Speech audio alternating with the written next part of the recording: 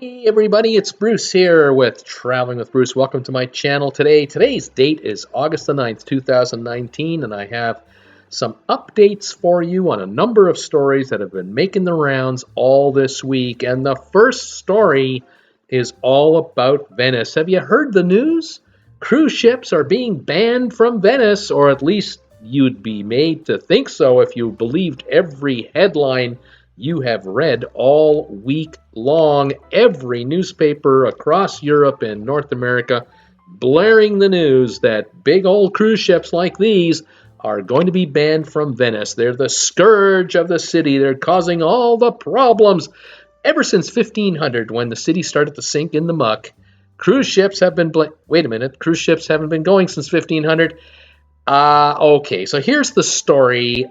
This week it was reported that an Italian cabinet member who is part of the transportation committee suggested that one of the ways to solve Venice's problems is to ban cruise ships outright, because that's what the environmentalists have been screaming for years. And every newspaper stopped listening to this guy as soon as he said that and printed the headline, "Cruise ships being banned from Venice." Here's the reality. Take a look at this picture. You see that big bridge up there? That bridge brings in everything Venice needs to survive. And at the top of the bridge on the island, you'll notice to the left is the cruise port where cruise ships actually come and berth at. If you've been listening to the headlines all week, you've been getting the impression that these cruise ships are going in these little canals and going up and down the canals. They can't do that. They are very regulated as to where they go. They park here, and this is where they dock, and it's highly regulated, and it's very clean, and it's very safe, and only 1.5 million tourists out of the 32 million a year come to Venice this way. Most of the tourists that come to Venice come in by train and by bus on the bridge. In any event, the story goes that they will be banned. It is not going to happen.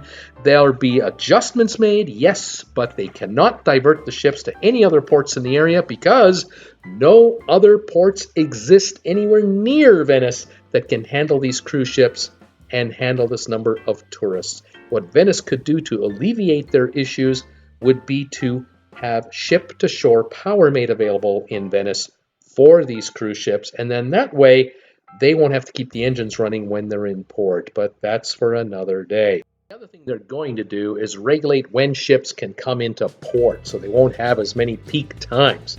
We'll stand on top of the story, see how it goes. In the meantime, here's another story making the rounds. Freedom of the Seas was in St Maarten this week, and a couple missed the ship. Up on the right there, you'll see two people walking away. They were late coming back, and apparently a crew member was mocking them by having a goodbye hand sign up on the bridge. Fake news. That is not what happened at all. This crew member was waving at the Anthem of the Seas, which is also docked across the way as both ships were getting ready to depart. Freedom of the Seas had rights to go first.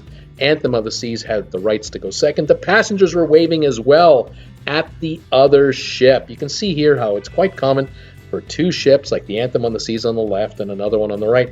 They are parallel parked to each other, and they wave at each other when they go. Those two people were not being mocked at all. Other news: Carnival Fantasy failed a health inspection. These inspections take anywhere from 8 to 10 hours to conduct, and the ship got a 77 score when you need anywhere from 85 to 100 to pass. Problems: they found flies all over the bread and the bagels in parts of the kitchen.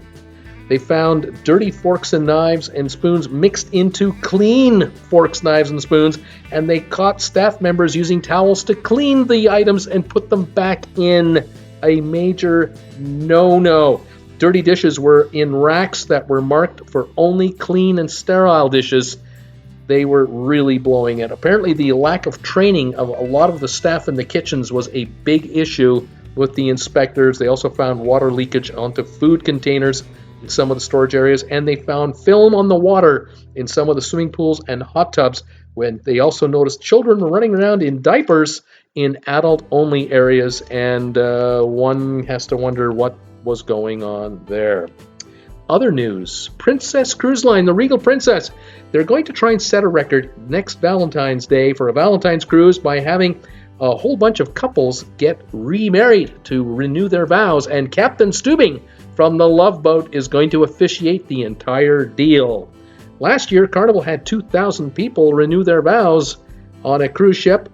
Princess wants to break that number, and so they're going to use Captain Stubing as the lure to get couples to get with the program and come onto the ship and give her another go. We'll see how this works out. Should be a lot of fun, and it'll be a big promotion by Princess, I am sure.